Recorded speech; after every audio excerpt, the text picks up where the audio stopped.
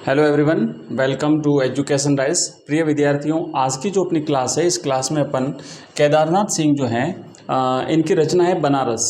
तो इस रचना बनारस के जो कवि हैं, कवि केदारनाथ सिंह, इनका अपन कवि परिचय देखने वाले हैं। आपके एग्जाम में एक कवि का परिचय पूछा जाएगा, कवि या लेखक परिचय। 4 नंबर का रहेगा पूरा टॉपिक, तो थोड़ा सा ध्यान से पढ़िएगा। इसमें से आपको जरूर जो है वो अगर आता है केदारनाथ सिंह का, तो आप लोग आराम से लिख लीजिएगा। केदारनाथ सिंह जो हैं ये हिंदी के सुप्रसिद्ध कवि और साहित्यकार थे। याद रखिएगा, ये कवि भी थे और साहित्यकार भी थे। और वे अज्ञेय द्वारा, है ना, आपको याद होगा सच्चिदानंद हीरानंद वात्स्यायन अज्ञेय, उन्होंने तार सप्तकों का संपादन किया था। तो उसमें जो है ना, उनका अज्ञेय का जो तीसरा तार सप्तक था, उस तीसरे तार सप्तक में केदारनाथ सिंह की रचनाओं को शामिल किया गया है। तार सप्तक क्या होता है कि अज्ञेय साहब ने जो तार सप्तक संपादित किया, उसमें इन्होंने एक सप्तक में 7 कवियों की रचनाओं को संकलित किया है। तो जो तीसरा तार सप्तक था, उसमें इन्होंने केदारनाथ सिंह की रचनाओं को संकलित किया है अज्ञेय ने। तो आप याद रखिएगा, तीसरे तार सप्तक के कवि हैं केदारनाथ। कौन से तार सप्तक के कवि हैं? तो ये तीसरे तार सप्तक के कवि माने जाते हैं, कवि केदारनाथ। और अगला अपन यहाँ पर देखेंगे कि इन्होंने क्या है कि 2013 में भारतीय ज्ञानपीठ के द्वारा 2013 में इनको ज्ञानपीठ पुरस्कार दिया गया। साहित्य के क्षेत्र में दिया जाता है ज्ञानपीठ पुरस्कार। 2013 में कवि केदारनाथ को ये पुरस्कार जो है वो प्रदान किया गया था। और ये पुरस्कार पाने वाले ये हिंदी के 10वें लेखक थे। अलग अलग भाषाओं में ये पुरस्कार दिया जाता है। तो हिंदी में पुरस्कार पाने वाले कवि केदारनाथ जो है ज्ञानपीठ पुरस्कार पाने वाले 10वें जो है लेखक थे। और ये 2013 में इन्हें ज्ञानपीठ पुरस्कार प्रदान किया था। ठीक है, सामान्य जानकारी हमने देखी। कवि केदारनाथ को हम पढ़ रहे हैं, ये एक कवि और साहित्यकार रहे हैं। इनको 2013 में ज्ञानपीठ पुरस्कार दिया गया। साथ ही साथ ये तीसरा जो तार सप्तक है, उस तीसरे तार सप्तक के कवि माने जाते हैं। अब अपन जानेंगे इनका जो है वो जीवन परिचय अपन जान लेते हैं। तो देखिए, कवि केदारनाथ का जन्म जो है 7 जुलाई 1934 ईस्वी को 7 जुलाई 1934 ईस्वी को उत्तर प्रदेश के बलिया जिले के चकिया गांव में हुआ था। ठीक है, उत्तर प्रदेश यूपी के बलिया के चकिया में इनका जन्म हुआ था। याद रखना, प्रश्न पूछा जा सकता है। और कवि परिचय में इनको इम्पोर्टेंट है, आ सकता है आपका। 1934 में इनका बलिया, यूपी के बलिया के चकिया गांव में जन्म हुआ था। उन्होंने काशी हिंदू विश्वविद्यालय से हिंदी में एमए किया और बाद में उन्होंने वहीं से आधुनिक हिंदी कविता में बिंब विधान विषय पर पीएचडी की उपाधि प्राप्त की। अब देखिए, बिंब विधान क्या होता है साहित्य में, थोड़ा सा मैं समझा दूं कि जैसे मान लीजिए किसी चीज़ का इस तरीके से वर्णन करना कि हमारे सामने वो चित्र उपस्थित हो जाए, शब्द चित्र जिसे कहते हैं। शब्दों के माध्यम से किसी चीज़ को, किसी विषय के बारे में प्रस्तुति देना कि ऐसा लगे जैसे हमारे सामने उसका चित्र उभर जाए, तो वो बिंब विधान कहलाता है। तो इन्होंने आधुनिक हिंदी कविता में बिंब विधान विषय पर जो है वो क्या किया था भाई, पीएचडी की उपाधि इन्होंने प्राप्त करी थी। कहाँ से प्राप्त करी? इसी काशी विश्वविद्यालय से, काशी हिंदू विश्वविद्यालय से। उनका निधन 2018 में दिल्ली में जो है वो हो गया था। नेक्स्ट आगे बढ़ते हैं। अगला कि और वे कुछ वक्त जो है वो हिंदी के प्राध्यापक रहे थे। उन्होंने जवाहरलाल नेहरू विश्वविद्यालय में भारतीय भाषा केंद्र में बतौर आचार्य और अध्यक्ष जो है वो काम किया था। आगे बढ़ेंगे अब इनकी साहित्यिक विशेषताओं के बारे में, क्योंकि आपका प्रश्न आएगा उसमें लेखक का साहित्यिक परिचय ही पूछा जाएगा। ठीक है, हिंदी साहित्य में साहित्यिक परिचय पूछा जाता है। तो ये जो अपन पढ़ रहे हैं ये आपके लिए बहुत इंपॉर्टेंट है और ये आप चीज़ें याद कर लीजिए, अपने नोट्स बना लीजिए। या फिर ये नोट्स अगर आप प्राप्त करना चाहते हैं तो मैं बता दूं, आप हमारा ऐप डाउनलोड कर लीजिए। एजुकेशन राइज नाम से हमारा ऐप है, आप लिख लीजिए इसे, एजुकेशन राइज। एजुकेशन की स्पेलिंग आप लिखेंगे एजुकेशन RISE राइज। ये ऐप हमारा प्ले स्टोर पर अवेलेबल है। इस वीडियो के डिस्क्रिप्शन में लिंक दिया हुआ है, तो उस लिंक पर क्लिक करके भी आप ये ऐप डाउनलोड करेंगे। वहाँ पर आपको अलग अलग कोर्सेज मिलेंगे। इसमें आपको मिलेगा हिंदी साहित्य का कोर्स। जो हिंदी साहित्य का कोर्स मिलेगा उसमें हमने क्या किया है कि सारे के सारे आपके जो चैप्टर्स हैं लेटेस्ट पैटर्न के अकॉर्डिंग, उसको चैप्टर वाइज हमने वहाँ पर आपको टोटल वहाँ पर नोट्स अवेलेबल कराते हैं, जिसमें हम कवि परिचय पढ़ते हैं। कवि परिचय के बाद में उस कवि की जो कविता होती है उस कविता की व्याख्या पढ़ते हैं। व्याख्या में आपको नोट्स मिलेंगे, उसके बाद वीडियोस भी वहाँ पे मिलेगा, उसके बाद आपको वहाँ पे क्वेश्चन आंसर्स मिलेंगे उस चैप्टर के, उसके बाद आपको उस चैप्टर से रिलेटेड जितने भी एमसीक्यूज़ बनते हैं, आपके एग्जाम में एमसीक्यूज़ भी पूछे जाते हैं, बहुचयनात्मक प्रश्न विकल्प वाले, वो मिलेंगे। और सबसे बड़ी बात है कि आप अगर ऑनलाइन टेस्ट देना चाहते हैं, अपनी तैयारी को परखना चाहते हैं, तो ऑनलाइन टेस्ट आपको वहाँ पे जो है वो मिल जाएंगे। ऑनलाइन टेस्ट आपको वहाँ पे मिलेंगे। लेटेस्ट आपका जो रियल एग्जाम टेस्ट रहेंगे लेटेस्ट पैटर्न के अकॉर्डिंग, तो आप ऑनलाइन टेस्ट दे करके अपनी तैयारी को वहाँ परख सकते हैं। टेस्ट जब देने के बाद में आप इसका रिजल्ट हाथों हाथ मिलेगा आपको, कौन सा क्वेश्चन आपका राइट हुआ, कौन सा गलत हुआ, गलत जो क्वेश्चन होगा उसका राइट आंसर क्या है, ये सारी चीज़ें आपको हमारे इस ऐप में मिलेगी। तो जरूर डाउनलोड करिएगा, लिंक इस वीडियो के डिस्क्रिप्शन में दिया हुआ है। ये मात्र फीस जो है इसकी ओनली 99 रुपीज़ है। मात्र 99 रुपये में हम आपको ये कंप्लीट कोर्स दे रहे हैं, और इस कंप्लीट कोर्स में की वैलिडिटी रहेगी पूरे 1 साल की।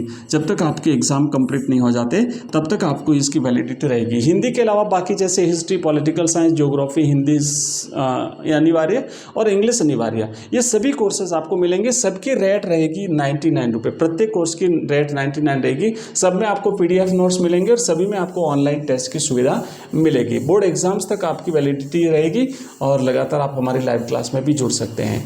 चलिए आगे बढ़ते हैं। नेक्स्ट अपने यहाँ पे देख रहे हैं कवि केदारनाथ सिंह का साहित्यिक परिचय। साहित्यिक परिचय आप देखेंगे कि कवि केदारनाथ सिंह मूलतः मानवीय संवेदनाओं के कवि हैं। याद रखना, मानवीय संवेदनाओं के कवि हैं। जरा सा भी इन्हें मतलब कुछ ऐसी मानवीय प्रवृत्तियों को एक प्रकार से ये ध्यान में रख करके अपनी रचनाएं लिखते हैं, और अपनी कविताओं में इन्होंने बिंब विधान पर भी अधिक बल दिया। हमने देखा थोड़ी देर पहले कि आधुनिक हिंदी कविताओं में बिंब विधान पर इन्होंने PhD की उपाधि प्राप्त करी थी बनारस हिंदू विश्वविद्यालय से, काशी विश्वविद्यालय से इन्होंने जो है वो बिंब विधान में क्या किया भाई, इन्होंने PhD की उपाधि जो है वो प्राप्त करी थी। तो इसलिए इनकी रचनाओं में हमें बिंब विधान पर जो है वो बल दिया गया है।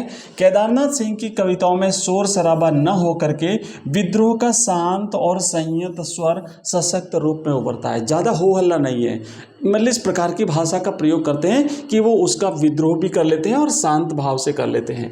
जमीन पक रही है संकलन में इनकी रचना है जमीन पक रही है। इसमें इन्होंने क्या किया है, जमीन, रोटी और बैल आदि उनकी जो इसी प्रकार की जो कविता है, ये एक इनका काव्य संकलन है जमीन पक रही है। इस काव्य संकलन में उनकी रचना है जमीन नाम से, रोटी नाम से, बैल नाम से। तो इन सब में क्या है कि इन सब में बिना शोर शराबा के इन्होंने विद्रोह किया है, मतलब शांत भाव से इन्होंने इस प्रकार के विद्रोह की बात करी है। संवेदना और विचार बोध उनकी कविताओं में साथ साथ चलते हैं। ध्यान रखिएगा, ये इनका साहित्यिक परिचय हम पढ़ रहे हैं, ये सारी चीज़ें आपको लिखनी पड़ेगी।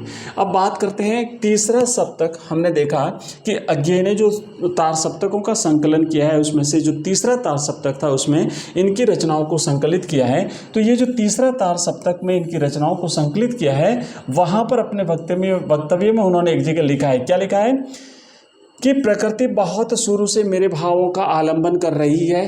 कचार, मक्का के खेत और दूर दूर तक फैली पगडंडियों की छाप आज भी मेरे मन में उतनी ही स्पष्ट है।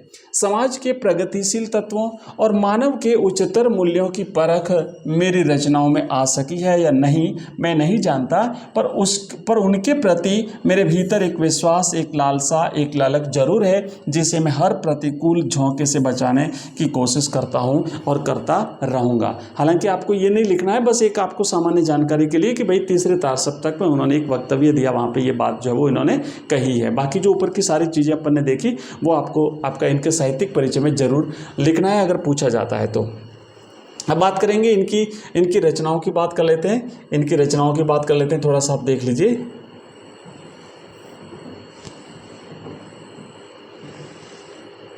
चलिए अब इनकी कवि केदारनाथ सिंह की रचनाओं के बारे में हम पढ़ते हैं। तो इनकी रचनाएं जो है ना विभिन्न प्रकार की रचनाएं जो है वो अलग अलग विधाओं में लिखी है। सबसे पहले बात करते हैं इनके काव्य संग्रह की। तो काव्य संग्रह में पहला है अभी बिल्कुल अभी, दूसरा है जमीन पक रही है, तीसरा है यहाँ से देखो, चौथा है अकाल में सारस, याद रखना अकाल में सारस इंपॉर्टेंट रचना इनकी। फिर है उत्तर कबीर और अन्य कविताएं, उसके बाद फिर है बाघ, फिर है उत्तर कबीर, फिर तॉलस्टॉय और साइकिल। तो ये इनके काव्य संकलन है। जहाँ तक आलोचनाओं की बात है, इनकी आलोचना है कल्पना और छायावाद और आधुनिक हिंदी कविता में बिंब विधान। ठीक है, ये इनकी आलोचना है। निबंध संग्रह में है मेरे समय के शब्द, ये इनके निबंध संग्रह है। उसके बाद में हाल ही में उनकी चुनी हुई कविताओं का एक संग्रह प्रतिनिधि कविताएं नाम से प्रकाशित हुआ है। ठीक है, तो ये इस नाम से भी जो है वो प्रकाशित हुआ है। उसके बाद बात करते हैं ताना बाना। ताना बाना नाम से विविध भारतीय भाषाओं का हिंदी में अनुदित काव्य संग्रह हाल ही में प्रकाशित हुआ है। तो ये जो है ना ताना बाना नाम से प्रकाशित हुआ है।